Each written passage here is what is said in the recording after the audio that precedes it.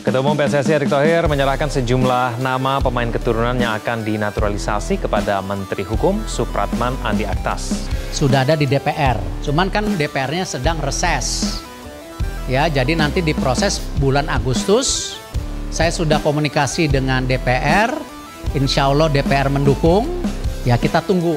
Alhamdulillah untuk naturalisasi kemarin sudah ditandatangan oleh Bapak Presiden, dan setelah Bapak Presiden harusnya surat itu udah masuk, dikirim mungkin hari ini ke DPR, dan kita akan memantau. Ini kebetulan kita raker di DPR, yang mungkin setelah ini saya coba cek-cek ke pimpinan DPR apakah sudah disposisi atau belum.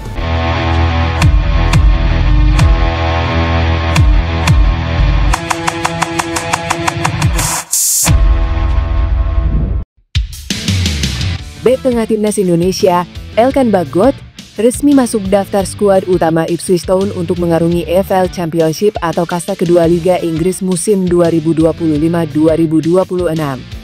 Melalui situs resmi klub, Rabu, 6 Agustus 2025, Ipswich resmi mengonfirmasi nomor skuad untuk tim utama, salah satunya Elkan yang mengenakan nomor punggung 25. Masuknya Elkan Bagot ke tim utama tentu membuat namanya kembali diperhitungkan dan menjadi perhatian bagi pelatih timnas Indonesia Patrick Kluivert menghadapi putaran keempat kualifikasi Piala Dunia Zona Asia Oktober mendatang. Pengumuman tersebut juga sebagai langkah besar karier pemain berusia 22 tahun tersebut usai menjalani masa peminjaman sejumlah klub. Sebelumnya, Elkan Bagot bermain di beberapa klub seperti Kings Lynn Town pada 2021, lalu setahun kemudian ke Gillingham hingga 2023, ke Cheltenham Town pada 2023, Bristol Rovers di musim berikutnya, dan Blackpool pada 2024. Ini membuat ia kembali ke Ipswich Town dengan performa semakin matang. Penampilan impresifnya selama masa peminjaman, terutama di Blackpool, membuat manajemen Ipswich Town memperpanjang kontraknya hingga Juni 2026. Dengan skuad yang diperkuat sejumlah pemain berpengalaman, salah satunya Ashley Young, Ipswich Town memulai perjuangan di Championship pada pekan pertama Agustus 2025. Harapannya, musim depan kembali ke Liga Utama Inggris Premier League. Ketua Umum PSSI Erick Thohir mengungkapkan bahwa pihaknya sudah mendapatkan direktur teknik baru untuk membangun timnas Indonesia yang kuat. Hal tersebut diungkapkan Erick Thohir dalam wawancara eksklusif bersama pengamat sepak bola nasional Binder Singh di YouTube Bola Bung Binder yang diunggah pada Senin. Ini kan proses membangun timnas Indonesia, sebentar lagi direktur teknik PSSI yang baru mau datang, sudah tanda tangan beberapa hari lalu, kata Erick Thohir. Namun Erick masih enggan mengumumkan nama direktur teknik PSSI yang baru tersebut. Namun, Erick menegaskan direktur teknik PSSI diharapkan bisa membenahi sepak bola Indonesia. Erick juga mengungkap bahwa keputusan dirinya memilih direktur teknik PSSI yang baru ini dilakukan setelah berdiskusi dengan semua pelatih di level usia. Di sisi lain, Erick Thohir mengungkapkan saat ini PSSI telah membangun strata atau sistem pengelolaan timnas Indonesia dengan baik mulai dari U17, U20, U23 hingga senior.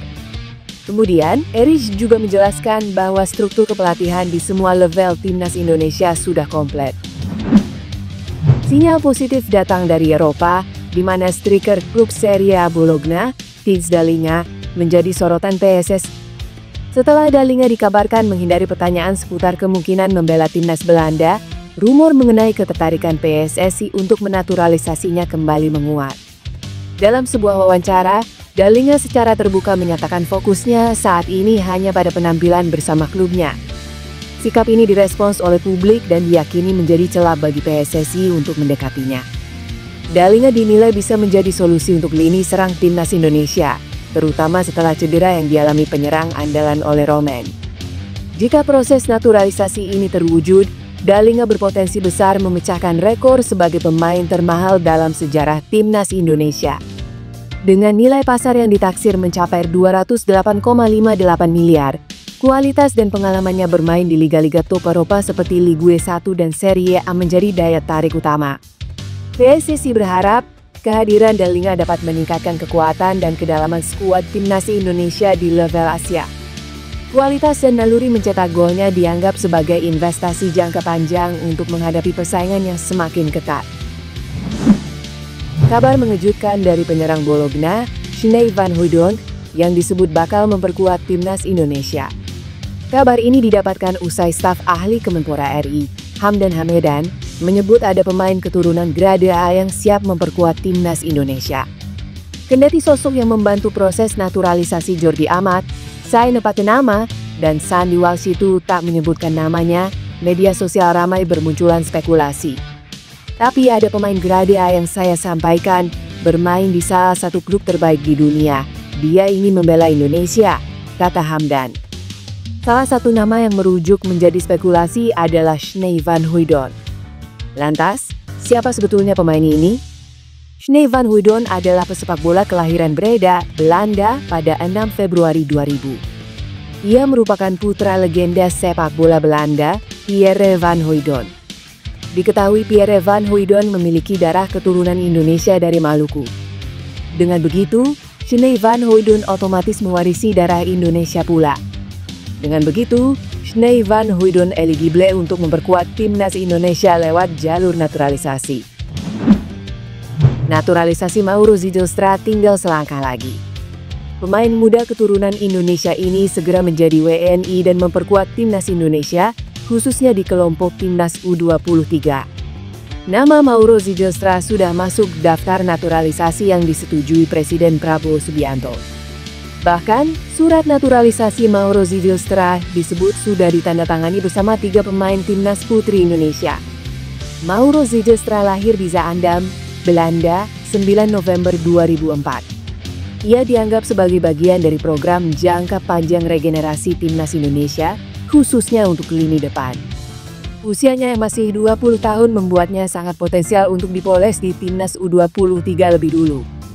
Meski begitu, Erich menegaskan bahwa naturalisasi Mauro Zijlstra bukan jaminan langsung masuk ke skuad utama timnas Indonesia. Targetnya, proses naturalisasi Mauro Zijlstra rampung sebelum September 2025. Jika tuntas tepat waktu, ia bisa langsung memperkuat timnas U23 Indonesia dalam ajang kualifikasi Piala Asia U23 2026. Indonesia akan menjadi tuan rumah grup J yang berlangsung di Sidoarjo, Jawa Timur, pada 39 September 2025. Jika performanya menjanjikan, bukan tidak mungkin Zijlstra dipromosikan ke tim senior timnas Indonesia sebagai bagian dari proyek jangka panjang PSSI. Sintayong memiliki keyakinan bisa memperbaiki situasi usai resmi ditunjuk sebagai suksesor Kim Pan-gon di Ulsan HD. STY direkrut Ulsan yang kini menempati posisi ke-7 klasemen Kleague 1. Ulsan terpaut 23 poin dari Jeonbuk Hyundai Motors yang menempati puncak klasemen. Kehadiran mantan pelatih timnas Indonesia itu diharapkan bisa membawa perubahan. STY pun berjanji akan berusaha maksimal selama menangani Ulsan. Saya percaya bisa membalikkan kondisi tim, sebuah kehormatan bisa menjadi pelatih Ulsan, saya akan berusaha semaksimal mungkin mengembangkan Ulsan, ujar STY melalui situs resmi klub. Setelah resmi jadi pelatih anyar, STY meminta fans Ulsan bersabar untuk melihat polesan taktiknya. Ia turut meminta dukungan penuh dari supporter tim berjuluk Tiga Situ. Sintayong untuk kali pertama sejak 2012 kembali melatih di Kleague. Terakhir STY melatih Seongnam FC dengan rekor 58 menang, 42 imbang, dan 53 kali kalah di Liga. Selama melatih Seongnam, STY berhasil merebut gelar Liga Champions Asia pada 2010 dan Piala Korea pada 2011. Miliano Jonathans, winger muda berusia 21 tahun yang kini memperkuat FC Utrecht, kini tengah menjadi sorotan tajam karena peluang naturalisasinya untuk memperkuat timnas Indonesia. PSSI serius membujuk pemain berbakat ini agar bergabung memperkuat skuad Merah Putih di ajang kualifikasi Piala Dunia 2026 serta Piala Asia U23 2026. Dalam upaya memperkuat lini depan yang tengah mengalami defisit akibat cederanya oleh Romain. Dikenal dengan gaya permainan cepat, tajam, dan kreatif ala Arjen Robben serta kemampuan mengolah bola dominan kaki kiri. Miliano dipandang sebagai amunisi baru yang tepat untuk menambah keberagaman serangan Garuda di level internasional.